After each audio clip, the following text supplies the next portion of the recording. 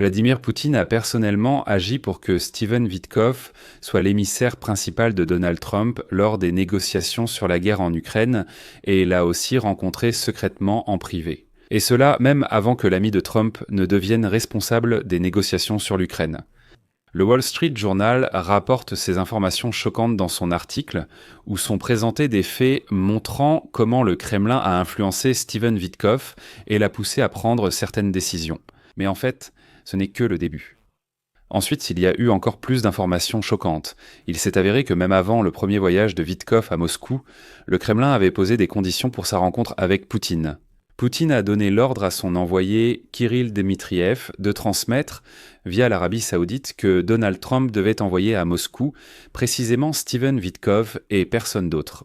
De plus, la condition du Kremlin était la suivante: Witkoff devait venir à Moscou seul, sans accompagnement d'agents de la CIA, de diplomates, ni même de son propre interprète.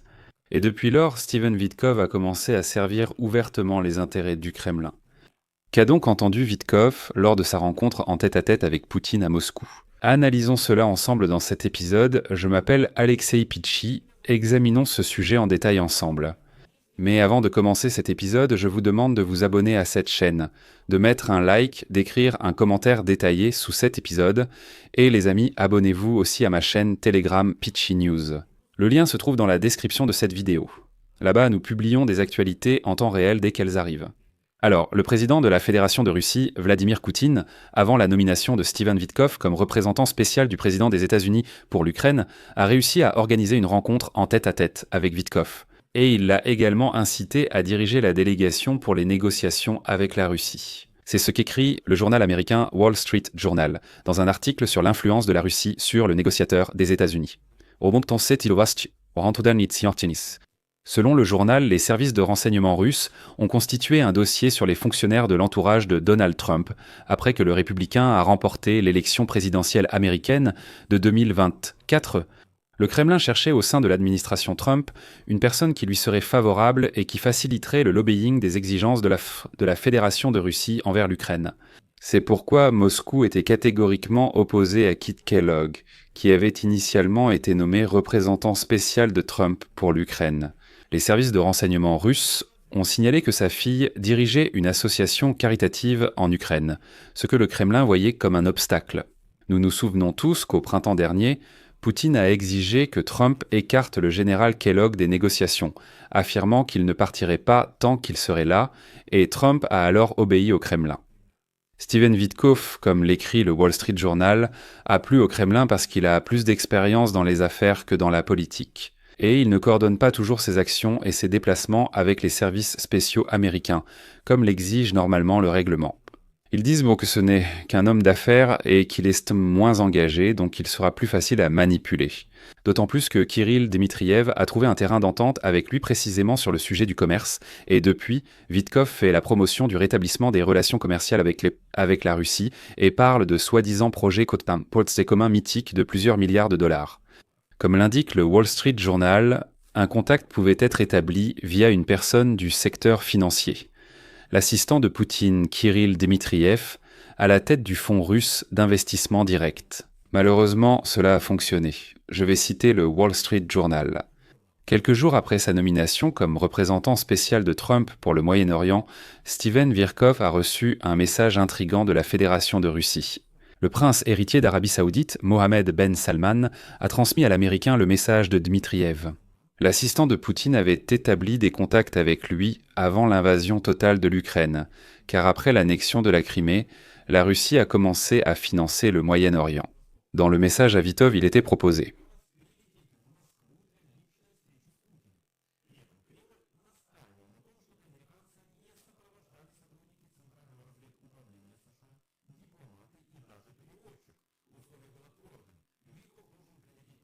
Et ainsi, une rencontre fermée et non annoncée entre Poutine et Witkoff a effectivement eu lieu dès le 11 février 2025.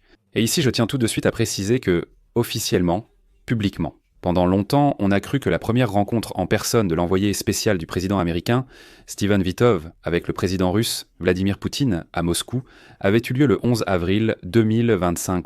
Mais en réalité, cela s'est produit 2 mois plus tôt.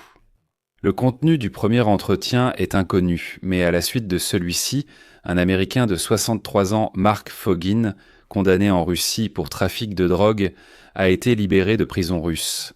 Je rappelle que Fogel était en détention depuis août 2021. La raison en était la découverte de cannabis médical en sa possession lors du passage de la frontière russe. Cannabis que le médecin avait prescrit à Fogel pour soulager des douleurs chroniques. Et voilà que le Wall Street Journal estime que la libération soudaine de Fogel, dont même l'avocat du condamné n'a pas été informé, est une sorte de geste de Vladimir Poutine, montrant qu'il préfère négocier précisément avec Vitov. Pour dire, regarde Vitov, je suis prêt à libérer des Américains, mais si vous proposez Kellogg, il n'y aura pas de négociation. Juste après, le président américain a impliqué Steven Mitkoff pour aider à mettre fin à la guerre de la Russie contre l'Ukraine. Kellogg a été écarté des rôles centraux dans ce processus. Comme on dit, c'est une question de mathématiques. Steven Vitkoff s'est rendu chez Poutine en 1 an plus de fois qu'aucun fonctionnaire des États-Unis au cours des 75 années précédentes. Autrement dit, jamais personne des États-Unis n'est allé voir Poutine aussi souvent. Début décembre, Steven Vitkoff a effectué son 6e voyage officiel en Russie, menant un autre long entretien à huis clos avec Poutine. D'après les calculs du Wall Street Journal, aucun responsable de la Maison-Blanche n'a eu un accès personnel aussi fréquent à un dirigeant russe ou soviétique. Depuis que les États-Unis ont allié Iosif Staline via la loi Prebaï durant la Seconde Guerre mondiale. Depuis sa nomination comme représentant spécial de Trump, Steven Vitkoff n'est jamais allé en Ukraine, contrairement à Kit Kellogg.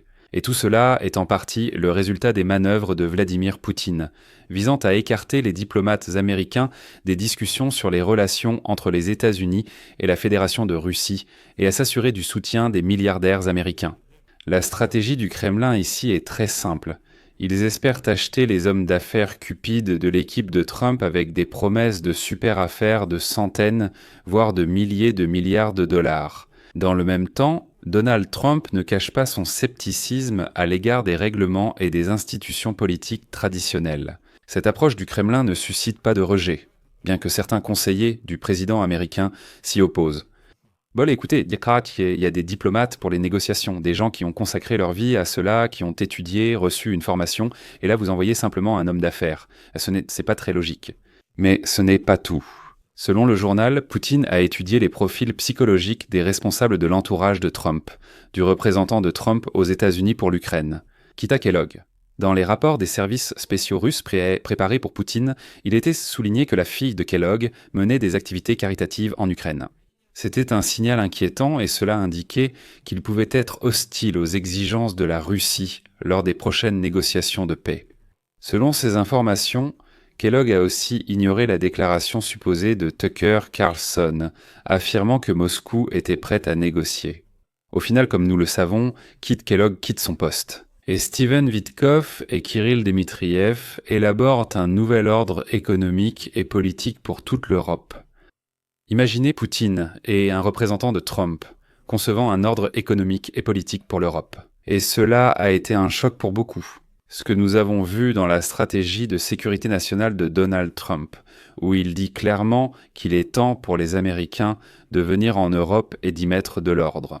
Les États-Unis peuvent aussi obliger les Européens à s'allier aux Russes. Cela pourrait avoir été dicté par les négociations entre Steven Vitkoff et Kirill Dmitriev. Au final, les mécanismes bilatéraux de contrôle qui existaient auparavant ne fonctionnent plus. Depuis juin, les États-Unis n'ont plus d'ambassadeur à Moscou. Le rôle d'ambassadeur et de diplomate est remplacé. Steven Vitkoff James O. Bryan n'est plus assistant du secrétaire d'État aux affaires européennes et eurasiennes. Il n'y a plus une telle personne. Vitkoff a refusé plusieurs propositions de la CIA d'organiser un briefing sur la Russie, déclarant que, écoutez, c'est son affaire personnelle, où il voyage et de quoi il discute avec les Russes. Puisqu'il, je souligne, n'est pas un employé officiel du personnel de la Maison-Blanche ou d'aucun département. Bien que le département d'État ait assigné un petit groupe pour soutenir l'envoyé spécial du président américain. Mais les membres de cette équipe, tout comme les autres employés de l'administration, reçoivent les rapports sur la rencontre à l'étranger avec Witkoff avec énormément de difficultés. Il insiste sur le fait que je suis un particulier. Oui, j'assiste Trump, mais je ne travaille pas à la Maison-Blanche. Que voulez-vous de moi? Je ne vous dois rien. On peut donc dire que, malheureusement, Poutine a réussi à avoir, comme on dit, son homme dans l'équipe de Trump. Les amis, je vais mettre ici des points de suspension. Donnez votre avis, écrivez vos conclusions dans les commentaires sous cet épisode, abonnez-vous à la chaîne et cliquez sur la cloche pour recevoir des notifications sur la sortie de nouveaux épisodes.